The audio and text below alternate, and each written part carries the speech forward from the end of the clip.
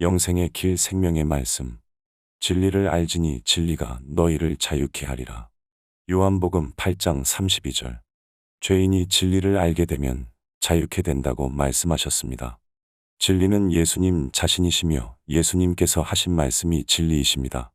그러면 예수님께서 그리고 그분의 말씀이 죄인을 어떻게 자유케 하시실까요? 첫째, 무엇을 자유케 하신다는 말입니까? 그것은 죄에서 자유케 하신다는 말씀입니다. 이 말씀을 진실로 진실로 너희에게 이르노니 죄를 범하는 자마다 죄의 종이라.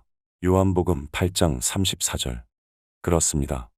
하나님의 백성이라고 주장하며 죄를 여전히 범하고 있는, 즉 예수님 믿는 자들을 향하여 하시는 말씀입니다. 예수님은 또한 죄인이 자유케 할 수 있는 방법을 제시하셨습니다. 그러므로 아들이 너희를 자유케 하면 너희가 참으로 자유하리라. 요한복음 8장 36절.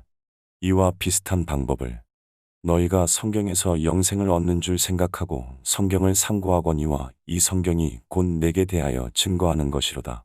그러나 너희가 영생을 얻기 위하여 내게 오기를 원하지 아니하는도다. 요한복음 5장 39절, 40절. 그렇습니다.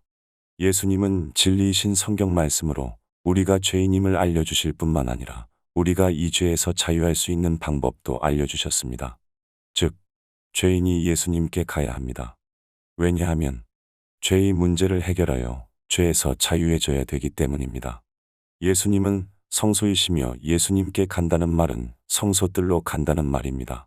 성소들, 번제단, 십자가에서 그리스도와 함께 죽고 부활을 하는 일로 죄를 해결하고 물두멍에 담긴 물로 침례를 받고 성소로 들어가는 것입니다.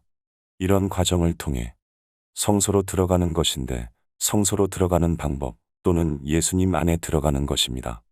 니고데모에게 물과 성령으로 거듭남을 말씀하신 것이 이 방법을 말씀하신 것입니다. 수많은 그리스도인들이 그리스도와 함께 죽는 번제단 경험이 없는 것은 자아를 완전히 포기하지 않고 물세례만 받고 뜰을 지나 성소로 믿는 일로 들어갔다고 속고 기만 당함으로 자유케 되지 못했던 것입니다. 성령 침례, 즉 번제단 경험은 없었던 것입니다. 자아가 죽었다 또는 죄에 대하여 죽었다, 믿음으로 의롭게 되었다 또는 죄에서 돌아섰다, 죄를 버렸다, 한 알의 밀알이 썩지 않으면 자기 십자가를 지고, 이러한 여러 표현으로 이 번제단에서 죽는 일을 그리고 부활을 표현하고 있습니다. 번제단에서 죄인은 자신의 과거에 지은 죄뿐만 아니라 모든 죄, 언제든 살면서 지은 죄든 앞으로 어쩌다 실수로 지을지도 모를 모든 죄든 예수님께 맡겨버리는 것입니다. 이런 내용을 무거운 짐진 자들아 다 내게로 오라 내가 너희를 쉬게 하리라 라고 하셨습니다. 이것이 자유할 수 있는 길입니다. 즉 자신의 모든 죄를 주님께 전가시킴으로 자유하게 되는 것입니다. 그분이 책임지고 나로 죄짓지 않는 사람으로 만들어 주실 것이라 소원하고 모두 맡기는 것입니다. 그리고 그분이 가르쳐 주시는 방법을 따라 순종하면 실제로 그리 되고 순종하여 따르지 않으면 이루어지지 않겠지요.